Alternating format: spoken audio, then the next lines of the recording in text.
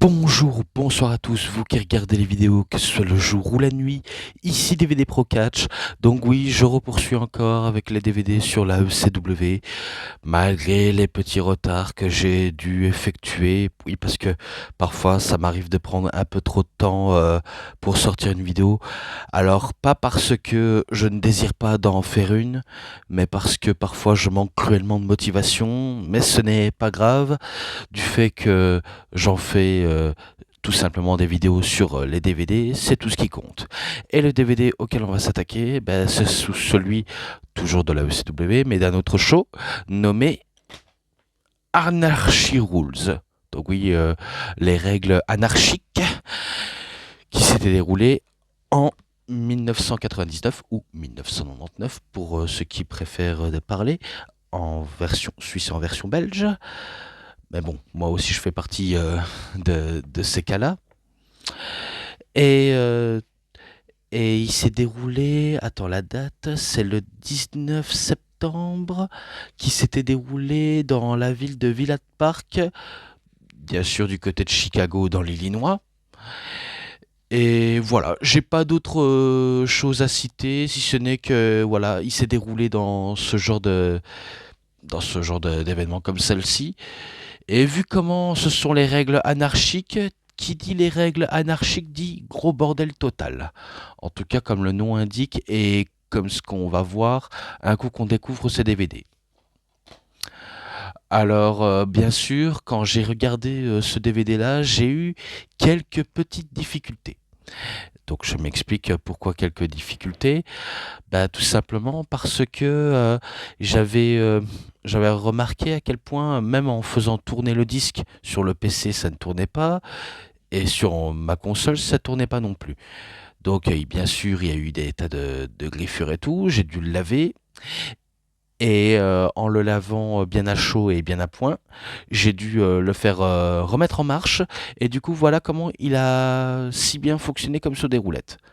Donc j'ai eu un peu de la chance parce que c'est vrai que c'est pas très désagréable de voir des disques rayés comme ça, un coup qu'il est griffé, qui saute, qui galère à fonctionner. Mais bon, on essaye de faire du mieux qu'on peut pour que ça marche comme sous des roulettes. Mais bon, assez de trop tarder sur ces petits détails-là. Je vais pas trop développer de ce qu'il y a cité dans ce disque-là, si ce n'est que vous faire peut-être découvrir pour certains. Donc, si ça vous intéresse, ben, bien sûr, je préfère vous le citer. Si ça vous intéresse pas, ce n'est pas grave. Sachez avant tout que ce n'est pas grave. Alors, il y a eu juste un match dans le pré-show, et ce match dans le pré-show, ben, c'est un match tout simplement par équipe dont il n'y a pas forcément trop grande importance à dire, entre Danny Doring et Kill contre C.W. Anderson et Billy Wills. Bien sûr, du côté de Danny Doring et de Kill, ils étaient accompagnés par Angelica. Et pourtant, c'est bel et bien la première équipe dont je vous ai cité qui battront C.W. Anderson et Billy Wills. Et ce match-là, 2,60, vu comment j'ai pas trop grand intérêt à en dire de plus, malheureusement. Puis dans la carte principale, ben, ça commence directement fort avec tout simplement le premier match. Et le premier match, c'est... attendez, si je lis bien parce que j'essaie de bien voir. Ah ben non, il n'y a pas de stipulation derrière. Bon, peut-être que sur Wikipédia il est, mais vu comment j'ai un autre téléphone qui est en charge, impossible de dire de quoi il s'agit comme stipulation. Mais bon, je vais quand même le citer le match, si ce n'est que c'est un match en 1 contre 1 entre Lenstorm contre Jerry Lynn. Bien sûr, Lenstorm qui était accompagné à l'époque par Down Marie. Et bah, le match, il n'était pas horrible en soi, mais est-ce qu'il avait une grande intérêt d'être pertinent?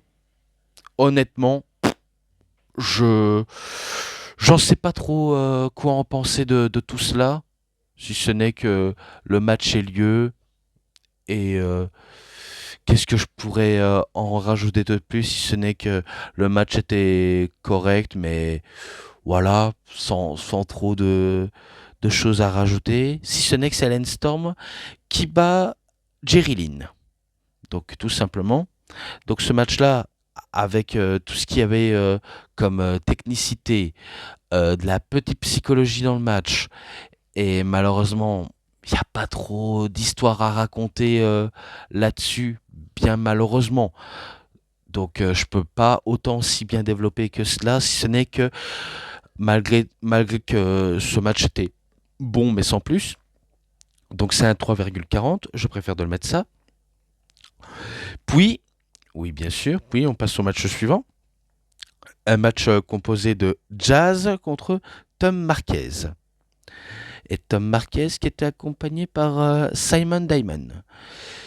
Alors, si je comprends bien, c'est un match intergender, donc un match homme contre femme. Et bon, certes, c'était euh, curieux et surprenant de voir un match comme quoi il y a un homme contre une femme et une femme contre un homme. C'est assez étonnant pour citer que ça. Mais il n'y a pas trop grand-chose à citer, si ce n'est que, certes, la foule a très bien popé à chaque action de Jazz sur Tom Marquez. Pourtant, très peu de réactions en soi, malgré un public aussi chaud. Mais il y avait quand même de la, de la bonne réaction à propos de cela. Bon, après, je vous dis ça, pourtant, je n'ai pas aussi bien vu autrement que vous pouvez l'imaginer, hein, parce que parfois il m'arrive de passer quelque chose à côté pour par distraction et j'en passe d'autres. Mais j'imagine qu'il y a eu de la bonne réaction à propos de ce match-là. Et pourtant, c'est Jazz qui bat Tom Marquez. Quoi demander de mieux? Clairement. Bon, après, il y avait parfois de quiproquos, hein. Dans ce show-là, c'est sûr qu'il y a pas mal de quiproquos. Et, et parfois, ça peut même pousser un certain Paul Heyman à sortir des coulisses pour intervenir.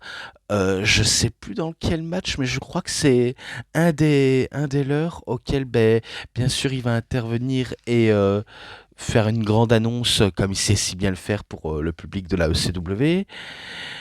Et bon après, j'ai vu qu'en partie, hein, comme je l'ai dit, même si, comme je vous l'ai précédemment dit, je ne vais pas non plus si bien développer que ça, mais j'essaie de mieux développer possible, malgré que j'ai à peine trop vu la moitié du show. Donc ce n'est pas une excuse, c'est pour vous dire à quel point il m'arrive de faire quelques bêtises par la suite, mais j'essaye de rattraper le coup. Mais ce qui ensuit le match, c'est un match par équipe. Et est-ce qu'il y a une stipulation? Non, il n'y a pas de stipulation, si ce n'est que tout est permis. Alors, le match, c'est composé certes, de Chris Chetty et Nova contre Simon Diamond et Tony DeVito. Donc, bien sûr, ce match, ça part en pornavac possible. Le public est en furie quand il voit que ça part en couille la plus totale. Donc, c'est sûr que le public est ultra investi. Puis, il va y avoir des multiples interventions, si je dis pas de bêtises, euh, que ce soit par-ci, par-là. Euh, Il y a un moment donné, je crois qu'il y a New Jack qui arrive. Je sais plus. Je sais plus, mais en tout cas, je sais que presque la fin, presque dans la fin du match, il sera présent.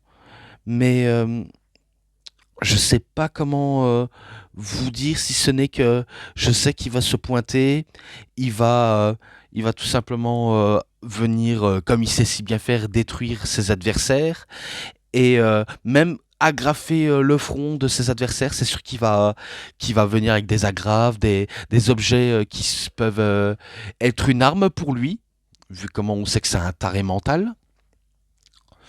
Et pourtant, ça ne finit avec aucun vainqueur. À cause que ça est parti en bordel total. Bon, après, je ne sais pas si c'est celui-ci, hein, parce que je sais que je l'ai vu dans un des matchs, hein, malheureusement. Je n'ai pas été assez concentré. Il faut peut-être que je regarde une nouvelle fois. Mais bon, de toute façon, le mal est déjà fait. Excusez-moi, j'ai dû un peu retirer un des câbles qui gênait mon lit, je m'en excuse. Mais bon, je sais pas quoi vous dire de plus, si ce n'est que 3,50 pour le match là, malgré qu'il aurait dû avoir un vainqueur. Mais bon, on peut pas toujours avoir ce qu'on veut. Et le match suivant, c'est un match à 3. Euh, oui, un match à 3, si je dis pas de bêtises, entre Super Crazy et Yoshihiro Tajiri et The Little Guido, que je ne cesse de l'appeler James Maritato, mais qu'on l'a surtout surnommé à la WWE Nunzio. Mais bon, vous commenciez à le savoir.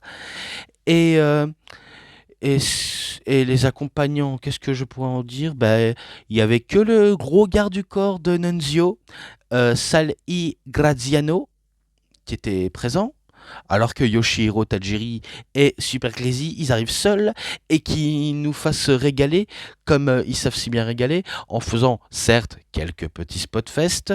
Euh, on peut peut-être critiquer davantage le côté spot fest et tout, mais tant que ça peut être bien amené et pas trop faire de spot fest qui ne raconte absolument pas grand-chose, bah pour nous ça nous arrangerait mieux. Mais comment faire bien arranger les choses quand tout n'est pas, on va dire, si bien raconté? Bon, je dis ça, je dis rien. Je préfère pas en dire autant de bêtises que digresser, peu importe. Et que après des échanges fructueux entre Super Crazy et aussi le côté un petit peu comique et surprenant de Little Guido, même si il a la petite rage vingle, Little Guido, ce n'est pas lui qui remporte le match, ni Super Crazy, mais bel et bien Tajiri, qui remporte le match en battant ses assaillants. Et auquel ben, je mets un 4. Voilà, tout simplement un 4.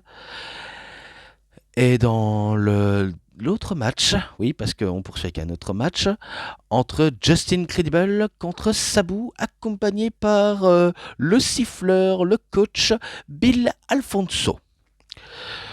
Donc dans un match où c'est le bordel complet, donc bien sûr Anarchy Rules, qui signifie bah, tout est permis. De toute façon, tout a toujours été permis du côté de la ECW. C'est pour ça que cette fédération a toujours été en roue libre quand il s'agit de l'extrémité et du politiquement incorrect. Pourtant, ce n'est pas le seul, il y en a d'autres.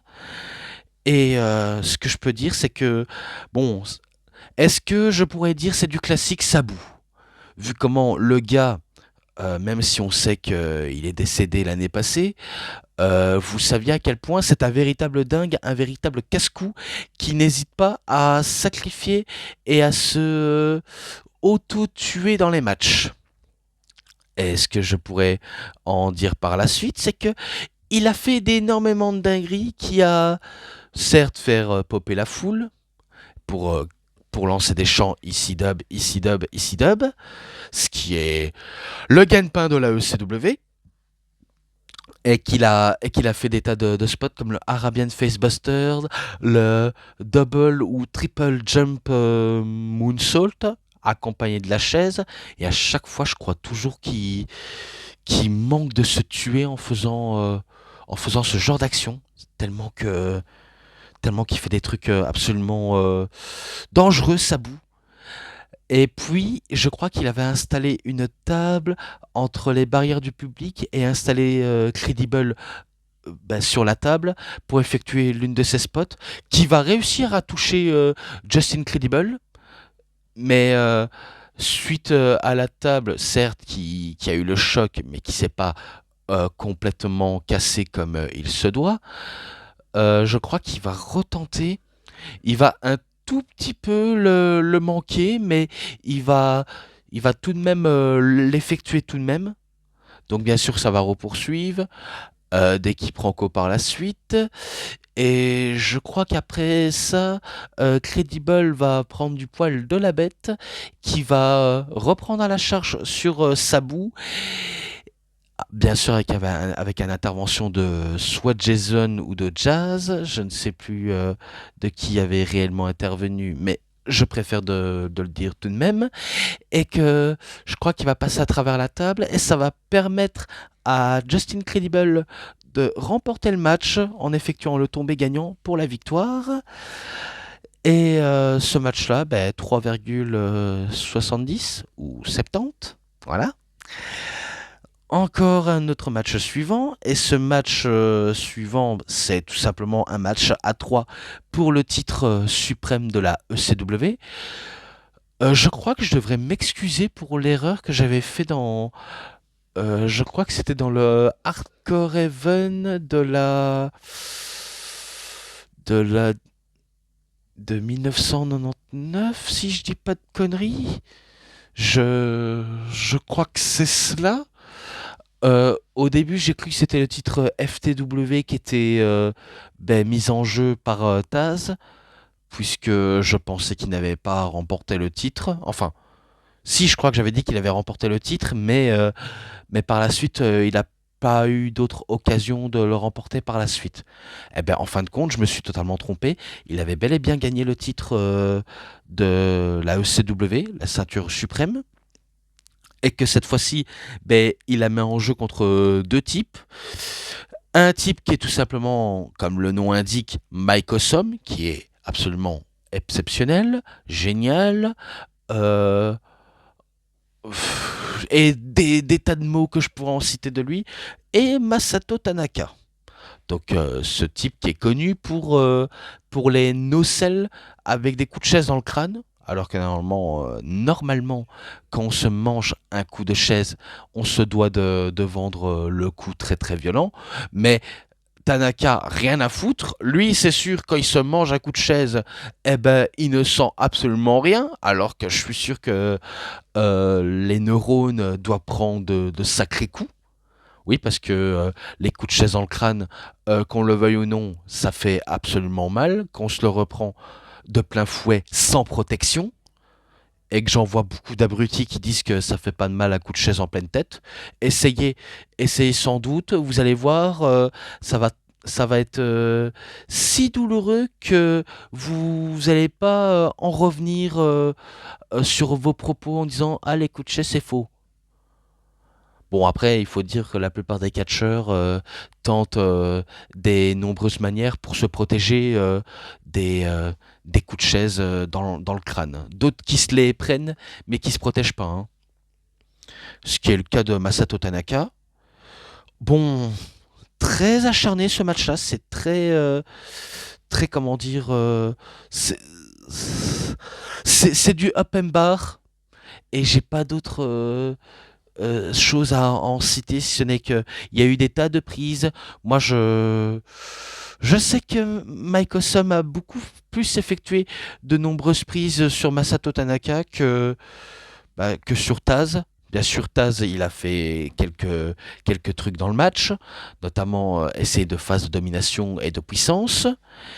Pourtant, c'est Mike Awesome qui va tout de même faire le travail dans le match, hein, notamment en envoyant un powerbomb sur Masato Tanaka à travers la table, et qui va à peine, enfin je crois qu'il va casser la table, mais qui va se retrouver quasiment presque la tête en dessous des barrières du premier rang, tellement tellement le choc a été terrible, et pourtant il continue. Donc bien sûr ça poursuit, puis il utilise encore un autre powerbomb, et comme je l'ai dit, les coups de chaise en pleine tête sur Masato Tanaka, ça n'a aucun effet, alors que normalement ça devrait avoir de l'effet. Et puis ça poursuit encore avec un autre Awesome Powerbomb, et que cette fois-ci c'est Mike Awesome qui remporte le match, et qui bat tout simplement Tanaka et Taz. Donc Mike Awesome devient le nouveau champion. Et ce match-là, malgré il y avait des petits détails qui m'ont un petit peu gêné de ce match, je le mets à 4,10 malgré tout. Et là, plus que deux matchs après, c'est terminé. Et le match suivant, c'est un match au gros bordel. Oui, que du gros bordel. Entre Tommy Dreamer et Raven, les futurs Nemesis number one, ou plutôt les anciennes Nemesis de l'époque, contre Rhino et Steve Corino. Et là, on peut dire que du bordel. rien d'autre à dire, si ce n'est que c'est que du bordel entre les quatre hommes. Donc, destruction sur destruction, et parfois des quiproquos sur des quiproquos avec les personnes impliquées autour, parce que parfois il arrive à avoir des interventions. Notamment, il y avait Francine qui était présente, Jackie, enfin Jacques Victory, pas Jackie, pardonnez-moi.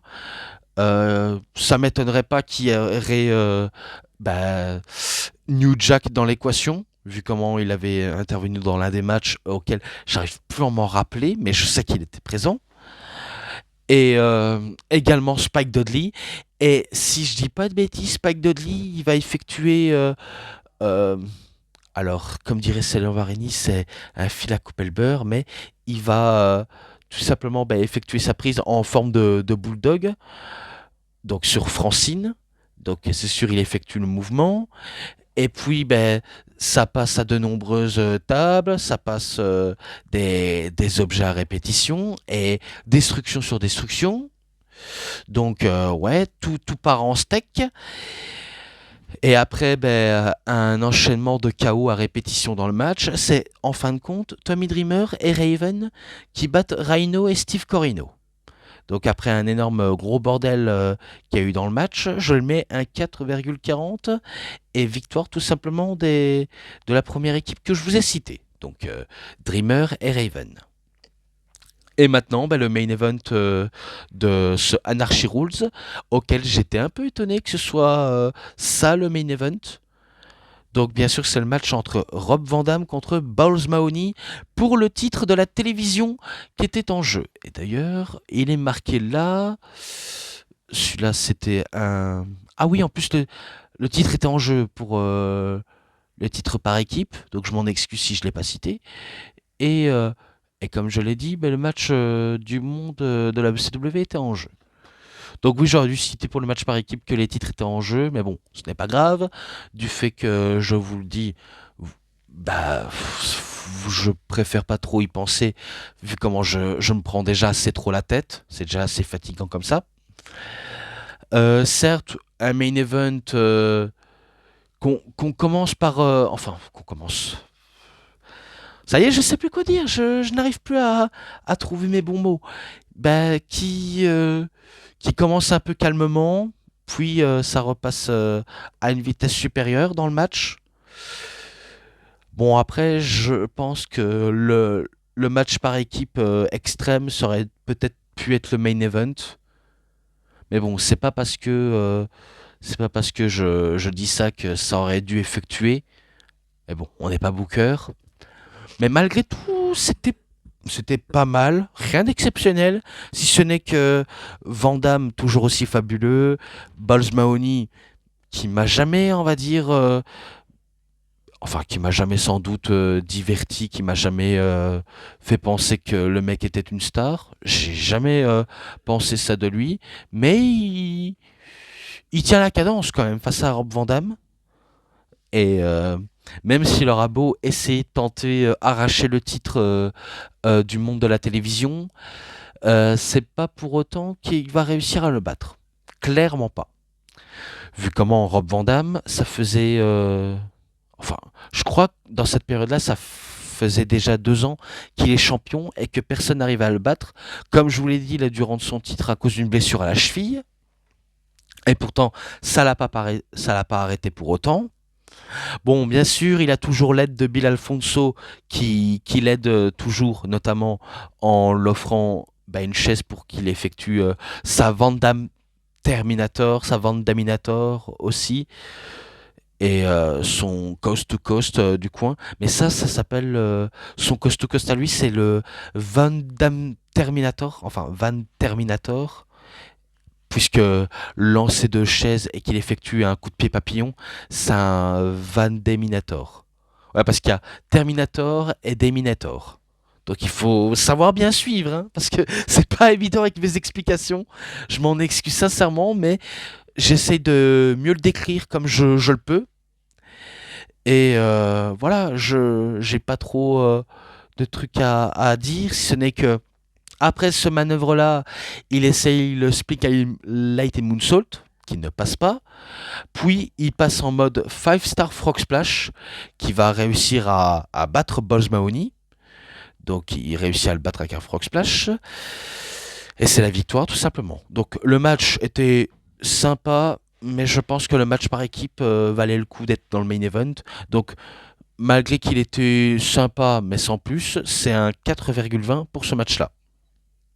Voilà. Pas trop de trucs à citer. À la fin du match, on pensait qu'ils allaient encore se battre, mais finalement non. Ils déposent les deux leurs chaises respectives et ils se font un hug pour tout simplement faire lever les foules de la ECW. Et voilà comment se termine ce DVD. Donc voilà tout simplement. Je n'ai pas trop de trucs à citer si ce n'est que les matchs à l'ensemble, bah 3,60. Et voilà comment je pourrais en terminer là-dessus. Donc je ne sais pas ce que vous en pensez, mais j'ai fait comme je pouvais raconter à propos de ce Anarchy Rules, malgré que j'ai pas trop développé de choses à citer, parce que il faut le savoir avec moi. J'essaye de développer plus de trucs, parce que là j'ai développé des quelque chose que je pouvais citer de rien d'autre de spécial que citer ça. Mais si j'aurais cité de plus en plus, la vidéo aurait fait tuer sans doute 1 heure. Et pourtant, j'en ai déjà fait des vidéos d'1 heure en essayant de développer plus que ça. Donc, j'ai développé ce que je pouvais développer. Et que je n'en dirai pas plus là-dessus. Si ce n'est que, voilà, j'ai essayé de mieux expliquer les choses malgré que j'ai à peine vu de ce que j'ai vu dans ce show-là. Enfin bref, donc je vais conclure parce que j'en ai marre de trop parler pour rien dire. Donc c'est tout pour cette vidéo de review. C'était DVD Pro Catch, j'espère que ça vous aura énormément bien plu. Et si vous avez aimé cette vidéo de review, vous savez ce qu'il vous reste à faire. Likez la vidéo, commentez, partagez, abonnez-vous à ma chaîne et cliquez sur la petite cloche pour avoir plus des notifications et des prochaines vidéos. Et moi, comme d'habitude, je vous dis bonne journée, bonne soirée à tous. Au revoir tout le monde pour une prochaine vidéo. A plus à tous les fans de catch. Allez, bye bye tout le monde.